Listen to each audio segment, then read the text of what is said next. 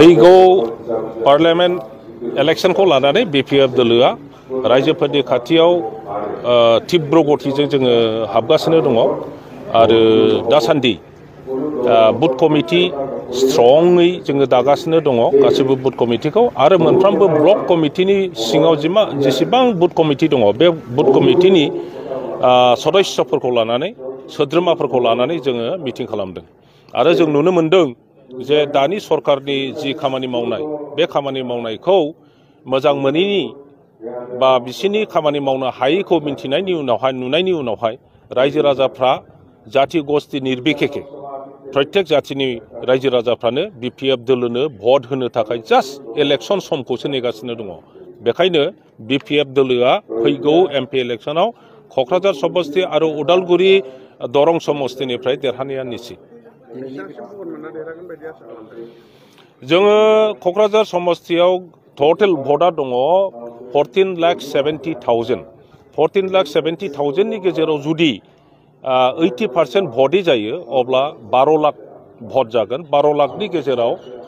BPF दोलोआ हारसिङैनो 7 लाखनि बारा भट मोननायनि जोङो दा नुगासिनो दङ दिनैनि बे प्रग्रामखौ मानि थाखाय लानाय जादों सारा दिनै बनरगाव समस्तिनि सिङाव बनरगाव बिटिसि समस्तिनि सिङाव जेसेबां बुथ कमिटि दङ बे बुथ कमिटिनि सोद्रोमाफोरखौ लानानै बनरगावआव बिपिएफ दोलोनि आफादगिरि हाग्रामा महिलारिनि दैदेननायाव मोनसे मिटिं जादों बेनि उद्देश्यआ बेनो फैगौ इलेक्शनखौ लानानै जिहेतु बुथ कमिटिखौ दानाय जादों बे बुथ कमिटिनि सोद्रोमाफ्रा बोरै खामानि मावनांगौ मा परिस्थिति जानो हागौ आरो बे परिस्थितिफोरखौ जोङो बोरैहाय बारहोनांगौ बा सन्मुखीन जानांगौ बेफोर खोथाफोरखौ जोङो सोद्रोमाफोरजों रायलायनो थाखाय बे मिटिंखौ खालामनाय जादों आरो बे मिटिंनि दारैहाय साफ्रोमबो जोंनि सोद्रोमाफ्रा मोजां गियान मोनलांगोन आरो गाव गावनि न'खराव गामियाव आरो ओनसोलाव बिथांमोनहा स्ट्रंलि बिपिएफनि थाखाय खामानि मावहैबावगोन टटेल बनर गामियाव गासैहाय 1300सो बुथ कमिटियाव मेम्बार दङ बे 1300 मानसिफ्रा जुदि साब्रै आरोबाव लाबोबावो गावसिनि दैदेननायाव अब्ला गासै बिसोरनि दारैनो जोंहा माने गोबां माने बिपिएफनि भट होग्रा मानसि ओंखारो टटेल आरोबाव जोंहा मा होनना बुङो जोंनि बिपिएफ मेइन कमिटि आरो बेनिफ्राय उइमेन कमिटि इयुथ कमिटि आरो बिभिन्न सेल लाजोबनानै बनरगाव समस्तिनि सिङाव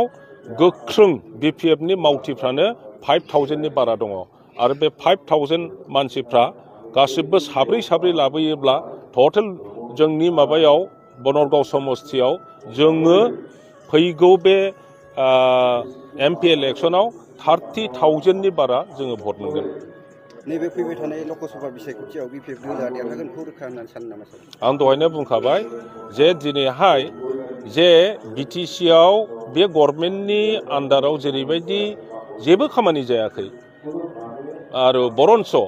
कारापसना जेरैबायदि हाराव जादों आरो रायजो राजाफोरखौ जेरैबायदि थगायनायनिल' आसनि लानानै खामानि मावदों बेखौ नुजोबनानै गासिबो जनगोष्ठीनि रायजो राजाफ्रा खालि समल' नेगासिनो दङ